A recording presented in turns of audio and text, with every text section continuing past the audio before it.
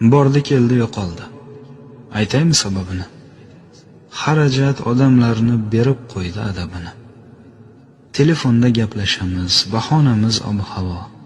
4 ta non u yo'l kira bo'lib qolgan muammo. Yoshlarga qiyin bo'ldi gazga, suvga, svetga, maoshlari yetmayapti. Yer solig'i, axlatga.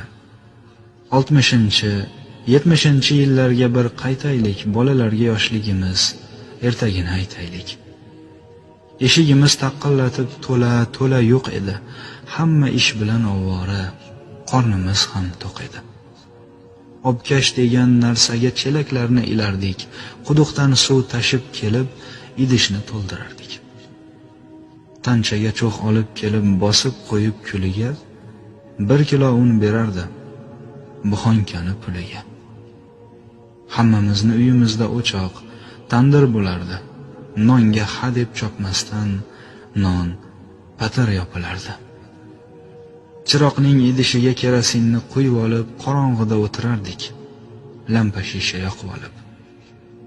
Taxmonda o'rin, ko'rpa, mebel divan qayoqda, yerga joy solib uxlash moda edi hamma yoqda.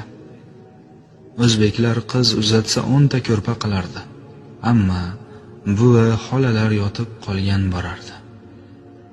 Televizor deganlari boynikida bo'lardi, kino boshlanib qolsa mahalla jam ko'rardi. Qozonda suv isitib, kirni qo'lda yuvardik. Vanna, hammom bo'lmagan. Sovuq suvda chayardik.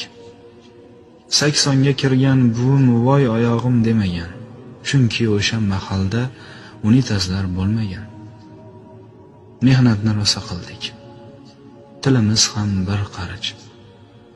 Binoyida o'tiribmiz, sochlarimiz oqarib. Endi birorta uyni tandiri, o'chog'i yo'q. Hamma narsa avtomat. Hamma kasal, sog'i yo'q. Mehr ko'zda, yaqinlarni ko'zingiz bilan ko'ringlar. Oqibat yo'qolmasin, diydorlashib turinglar.